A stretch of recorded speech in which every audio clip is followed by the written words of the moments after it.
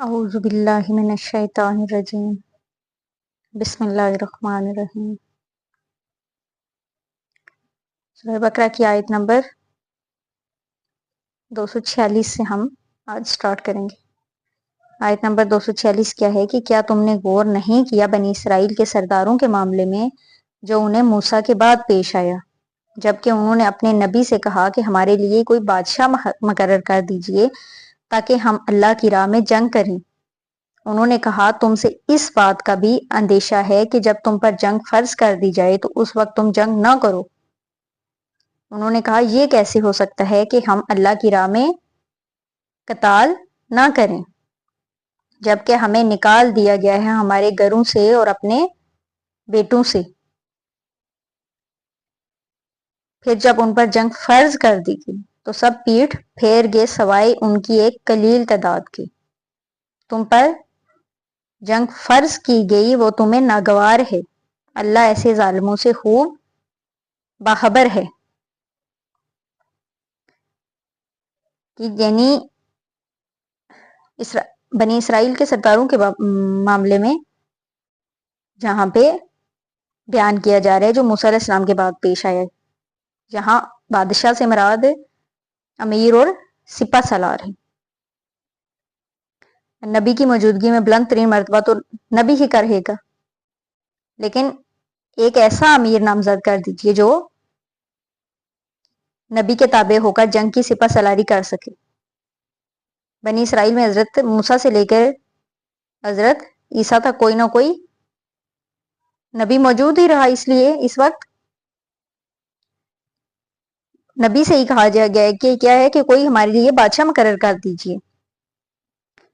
یعنی ابھی تو انہوں نے کہا کہ تم سے اس بات پر کبھی اندیشہ کہ جب تم پر جنگ فرض کر دی گئی، یعنی ابھی تو بڑے بڑے دعوے ہیں پرجوش ہو کے بہادری کا اظہار کر، لیکن کہیں ایسا نہ ہو کہ میں اللہ سے جنگ کی اجازت لوں، تمہارے لیے کوئی سپہ سالار یا بادشاہ مقرر کرواؤں، تو کیا کرو اس وقت تم جنگ سے کترا آ جاؤ۔ انہوں نے کہا یہ کیسے ہو سکتا ہے کہ ہم اللہ کی راہ میں نہ نکلیں جبکہ ہمیں نکالا گیا ہے، دشمنوں نے ان کے بیٹوں کو غلام بنا دی، ان کی عورتوں کو بندیاں بنا لیا تھا، اور یہ اپنے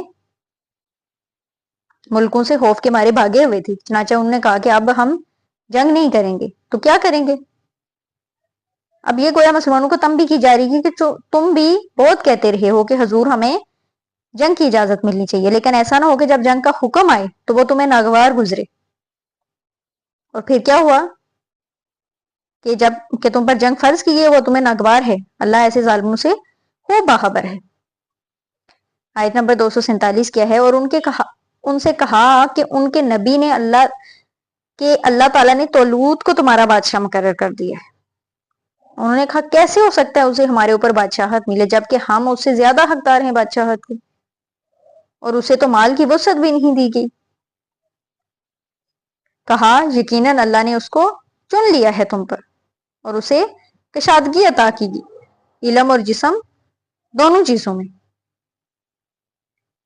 اللہ تعالیٰ جس کو چاہتا ہے اپنی بادشاہت دے دیتا ہے۔ اللہ بہت وسیع اور سب کچھ جاننے والا ہے۔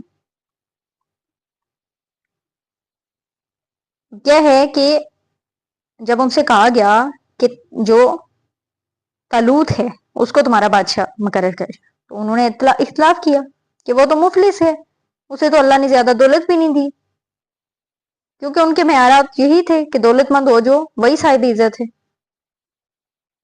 نبی نے کہا کہ یہ فیصلہ ہو چکا ہے اور یہ اللہ کا فیصلہ ہے جسے کوئی تبدیل نہیں کر سکتا، اللہ نے اسی کو تمہاری سرداری کے لیے چنا ہے اور اسے کشادگی عطا کی ہے، علم اور جسم دونوں چیزوں میں۔ وہ نہ صرف قد اور طاقتور ہے بلکہ اللہ نے اسے علم و فہم بھی وافر مقدار میں عطا کیا ہے، وافر عطا کیا، اسے امور جنگ سے بھی واقفیت ہے۔ تمہارے نزدیک عزت اور سرداری کا معیار دولت ہے، مگر اللہ نے اسے ان دو چیزوں کی بنا پر چنا ہے، ایک تو وہ جسمانی طور پر مضبوط ہے، طاقتور ہے، اس دور میں ظاہر بات ہے اس کی بہت ضرورت تھی، اور دوسرے اسے سمجھ بوجھ علم دیا ہے۔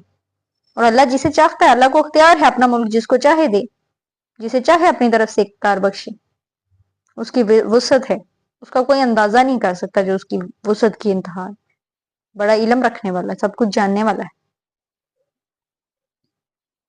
آیت نمبر 245 کیا ہے؟ اور ان سے کہا ان کے نبی نے کہ طالوت کی بادشاہت کی ایک نشانی یہ ہوگی کہ تمہارے پاس وہ صندوق آ جائے گا جس میں تمہارے لیے تسکین کا سامان ہے تمہارے رب کی طرف سے، اور کچھ آل موسیٰ اور آل ہارون کے چھوڑے ہوئے تبرکات ہیں. وہ صندوق فرشتوں کی تحویل میں ہے. یقیناً اس میں تمہارے لیے بڑی نشانی ہے اگر تم ماننے والے ہو. یعنی کیا کہ طالوت کی جو بادشاہی ہے، امارت ہے، اس کی علامت کے طور پر وہ صندوق تمہارے پاس واپس آ جائے گا. اصل میں یہ تابوت سکینہ لکڑی کا ایک بہت بڑا صندوق تھا جس میں بنی اسرائیل کے انبیاء کرام کے تبرکات محفوظ تھے. یہودیوں کا دعویٰ تھا کہ یہ صندوق اب بھی مسجد اقصی کے نیچے سرنگ میں موجود ہے. تو وہ انہوں نے کیا کہا کہ جو طالوت کی امارت اور بادشاہی کی علامت ہے اس سے کیا ہوگا کہ وہ جب طالوت کو ان کا امیر مقرر کیا گیا تو یہ کہ طالوت کی طرف اللہ کی طرف سے نامزد کیے جانے کی ایک علامت یہ ہوگی کہ تمہاری جو تسکین کا سامان ہے جو تم سے چھین گیا ہے ان کے عہد امارت میں وہ بھی تمہیں واپس مل جائے گا. اس وقت وہ فرشتوں کی تحویل میں ہے. ہوا یہ کہ ان کے دشمن جب تابوت چھین کے لے گئے تو وہ ان کے لیے مصیبت بن گیا. وہ اسے جہاں رکھتے وہاں طاعون اور دوسری وبائیں پھوٹتی تھی. پھر انہوں نے کیا کیا کہ اسے نحوست کا باعث سمجھتے ہوئے ایک چھکڑے پر رکھا اور بیلوں کو ہانک دیا کہ جدھر چاہیں لے جائیں، اور بیل سیدھے چلتے چلتے اسے بنی اسرائیل کے علاقے میں لے. ظاہر ہے یہ معاملہ فرشتوں کی رہنمائی سے ہوا، اللہ تعالیٰ نے کیا. اس طرح وہ کیا ہوا، تابوت ان کے پاس واپس پہنچ گیا جو برسوں پہلے ان سے چھین چکا تھا. یقیناً اس میں تمہارے لیے بڑی نشانی ہے اگر تم ماننے والے ہو. 249 آیت نمبر کے پھر جب طالوت اپنے لشکر کو لے کر چلے تو انہوں نے کہا کہ اللہ تعالیٰ تمہاری آزمائش کرے گا ایک دریا سے، تو جو اس میں پانی پیے گا وہ میرا ساتھی نہیں ہے، اور جو اس میں سے پانی نہیں پیے گا وہ میرا ساتھی ہے، سوائے اس کے کہ کوئی اپنے ہاتھ سے صرف چلو بھر پانی لے کر پی لے. تو انہوں نے اس میں سے خوب پانی پیا سوائے ان میں سے ایک قلیل تعداد کی. تو جب دریا پار کر کے آگے بڑھے طالوت اور اس کے ساتھی اہل ایمان تو انہوں نے کہا کہ آج ہم میں جالوت اور اس کے لشکروں کا مقابلہ کرنے کی طاقت نہیں ہے. تو کہا ان لوگوں نے جو یقین رکھتے تھے انہیں اللہ سے ملاقات کرنی ہے کہ کتنی مرتبہ ایسا ہوا کہ ایک چھوٹی جماعت بڑی جماعت پر غالب آ گئی اللہ کے حکم سے، اور اللہ صبر کرنے والوں کے ساتھ ہے. کیا ہے کہ اب ہر جو بادشاہ ہوتا ہے، ہر جو امیر ہوتا ہے، اس کے لیے ضروری ہوتا ہے کہ کسی بھی بڑی جنگ سے پہلے اپنے ساتھیوں کے جوش و جذبہ ہمت کو پرکھے. اب حضور صلی اللہ علیہ وسلم نے غزوہ بدر سے قبل مشاورت کی تھی کہ مسلمانوں کو کہتے ایک طرف جنوب سے کیل کانٹے سے کہ لیس جو ہے وہ لشکر آ رہا ہے، اور دوسری طرف سے مال اسباب سے لدا ہوا ایک قافلہ، تو بتاؤ کہ کدھر چلیں. اور کچھ لوگ جو کمزوری دکھا رہے تھے انہوں نے کہا چلیں پہلے قافلہ لوٹ لیں. جو لوگ باہمت تھے انہوں نے کہا حضور جو آپ صلی اللہ علیہ وسلم کا ارادہ ہو، آپ کی منشا ہو. اب اس طرح یہاں بیان کیا جا رہا ہے. اب اس میں پہلے جب طالوت کو مقرر کیا گیا تو آدھے لوگ تو اس وقت جنہوں نے مخالفت کی، اوکے، پھر باقی جو بچے ان کا یہی ہوا کہ وہ ان کے لیے آزمائش تھی کہ انہیں دریا سے گزرنا ہے، اور اس میں سے جو تھوڑا سا پانی پیے گا وہ تو ٹھیک ہے وہ ان کے ساتھ ہو، لیکن جو پیڑ بھر کے پانی پیے گا پھر وہ ان کے ساتھ نہیں ہوگا. اب اس میں سے کچھ تھے کہ جو نہیں نکل سکے، وہ پانی پی کر بے سدھ ہوگی. اب ایسا ہی غزوہ احد میں حضور صلی اللہ علیہ وسلم کے ساتھ 1000 آدمی نکلے مدینہ منورہ سے، پھر عین وقت پر 300 افراد ساتھ چھوڑ کے چلے گئے. تو جب طالوت اور ان کے ان ساتھیوں نے جو ثابت قدم رہی، ایمان پر رہی، دریا پار کر لیا، تو انہوں نے کیا کہا کہ جو جنہوں نے پانی انہوں نے کہا کہ ہم تو آج ہمیں ہمت نہیں ہے جالوت اور اس کے لشکروں کی مقابلہ کرنے کی. तो उन लोगों ने जो यकीन रखते थे कि अल्लाह से तो एक दिन मुलाकात कितनी मरतबा हुआ है, एक छोटी जमात बड़ी जमात पर गालिब आ गई, तो उन्होंने कहा कि तुम आगे बढ़ो, हिम्मत करो, अल्लाह की नुसरत और मदद से तुम्हें फतेह हासिल होगी, और अल्लाह तो सब्र करने वालों के साथ है। 285 में जब वो मुकाबले पर निकले जालूद और उसके लश्करों के, तो उन्होंने दुआ की, ए हमारे रब हम पर सब्र उंडील दे और हमारे कदमों को जमा दे और हमारी मदद फरमा उन काफरों के मुकाबले में। जब मुकाबले पर निकले जालूद के और उसके लश्करों के, आमने सामना हुआ, दोनों मैदान जंग में आ गए, एक तरफ तालूत और दूसरी तरफ जालूत। तो उन्होंने दुआ की कि हम पर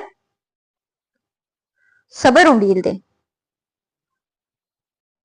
मतलब अफ्रीका, मतलब किसी बर्तन से किसी के ऊपर पानी इस तरह से गिरा देना कि वो बर्तन खाली हो जाए। अब तालूत और उनके साथी अहले ईमान ने दुश्मन के मद्दे मुकाबल आने पर दुआ की कि हमारे रब हम पर